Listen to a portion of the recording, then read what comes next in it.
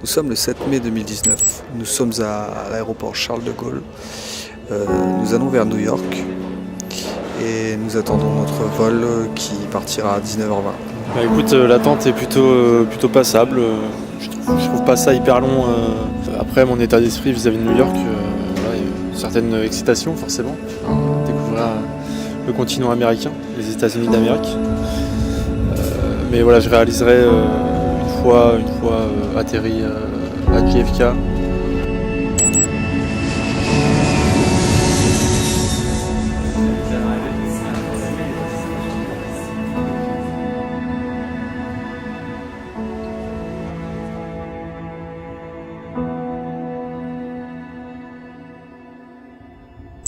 C'est le premier réveil à New York. On est assez fatigué. Donc premier réveil à Harlem. On a un peu galéré hier avec l'appartement. On a eu des problèmes de transport, de métro. C'était très long. J'adore, c'est les murs en briques. Donc les murs en briques dans la chambre ainsi que dans le salon. C'est ça, c'est Esprit Loft dans un appartement de petite taille.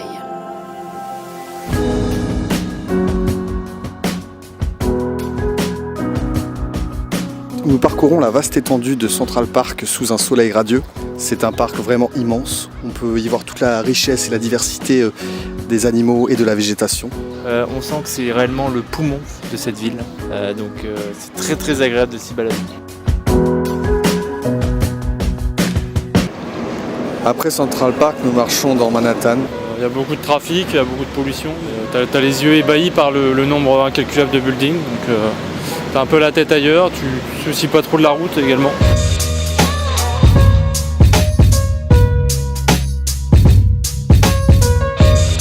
Et là, on va aller à la Trump Tower.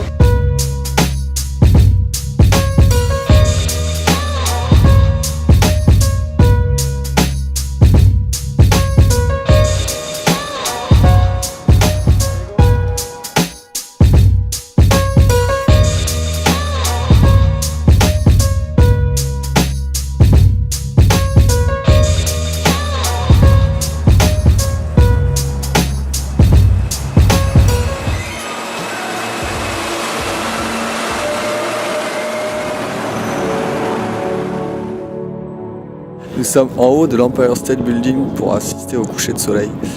On prend conscience de la démesure de la ville. C'est hallucinant. Avec une vue de dingue. C'est simple, hein, quand on regarde à l'est, à l'ouest, au nord ou au sud, on voit qu'une étendue de buildings à perte de vue. C'est là qu'on voit vraiment l'immensité de New York au complet, au global. Je ne sais même pas c'est combien d'habitants à New York au complet, mais je pense que c'est un truc de ouf.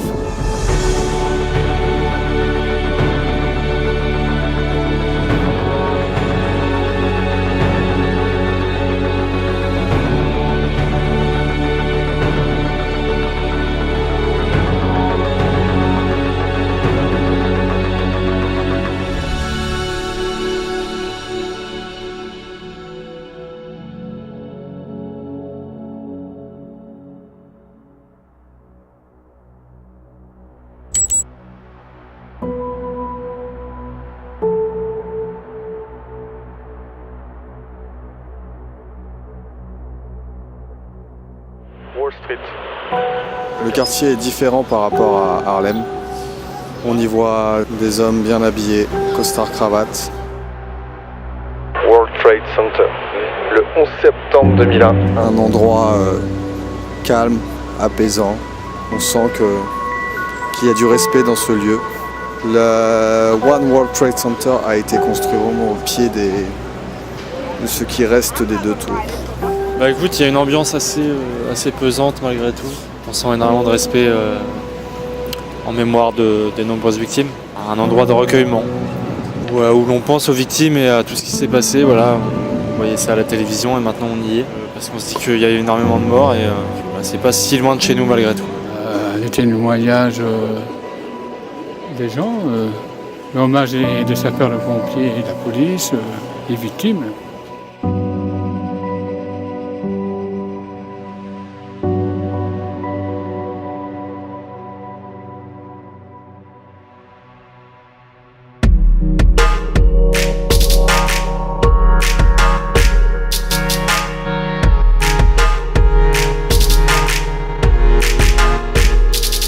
sommes sur Rockefeller, Top of the Rock. On peut voir la magnifique vue de l'Empire State Building. C'est la plus belle vue de New York, paraît-il. Ça reste cool, mais on s'habitue tellement à avoir des buildings partout qu'on banalise un petit peu les vues qu'on a. Mais non, on est content, on a fait de belles photos, on a gardé plein de souvenirs, donc très bon moment.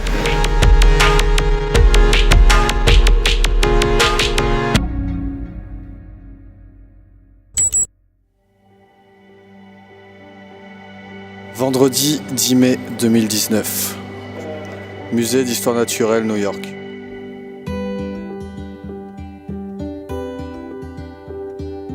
Donc une super visite, des représentations ultra réalistes. Énorme espace dédié aux dinosaures, honnêtement. Donc c'est vrai qu'on a été assez expéditif, mais malgré tout, je pense qu'on a vu l'essentiel. Et donc on pourra dire qu'on a fait le musée d'histoire naturelle de New York.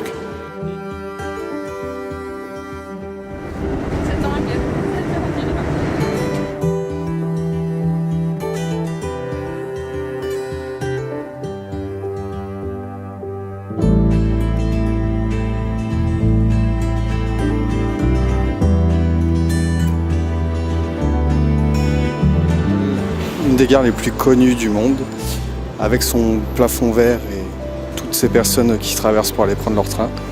Ça m'a fait penser à pas mal de films que j'ai vus, donc c'était sympa de passer.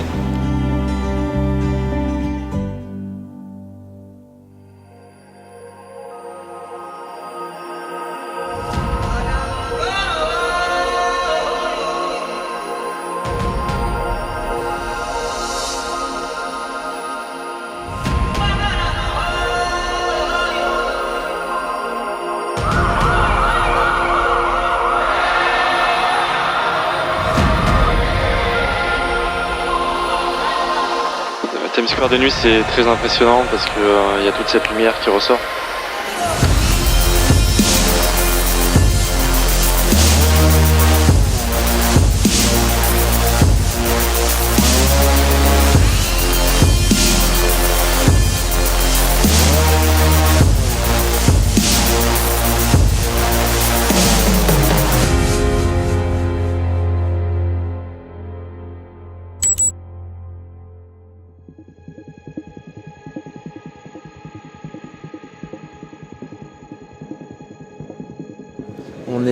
On s'est levé relativement tôt pour aller voir les deux ponts et partir de l'autre côté vers Brooklyn. On peut sentir toutes les vibrations dues au métro. C'est vraiment très, très bruyant, très bétonné on va dire. Ça s'appelle Dembo et là on a un spot, une vue imprenable sur le Manhattan Bridge entre deux immeubles. Photo hyper connue sur Instagram notamment, mais bon on a réussi quand même à faire les photos qu'on voulait.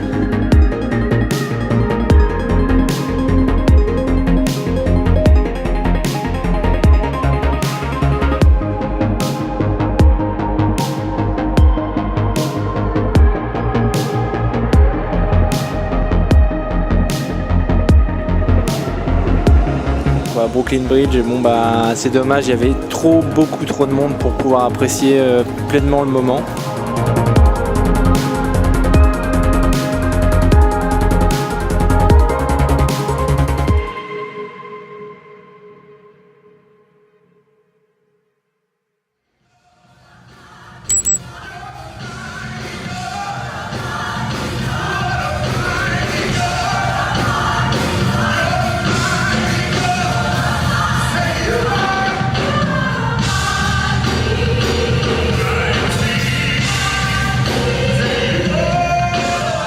Dimanche matin, on se lève aux aurores pour assister à une messe religieuse. C'était cool de pouvoir s'imprégner de cette culture-là. Musique vraiment magnifique. Et ensuite, on est parti pour Liberty Island sous un temps horrible. Donc nous avons pris le ferry au sud de Manhattan.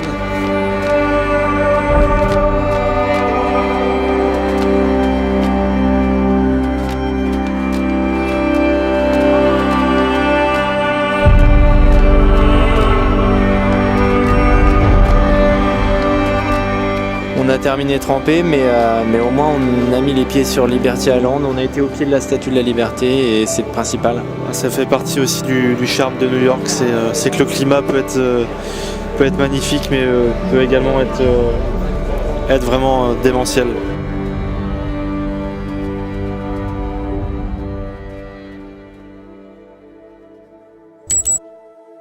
Lundi 13 mai 2019. La météo est toujours la même, voire pire. Nous allons direction The Vessel. C'est vraiment un monument très, très fascinant. Et c'est vraiment le bâtiment lui-même qui fait son charme, et non le décor. Avec une structure faite d'escaliers qui s'emboîtent les uns sur les autres.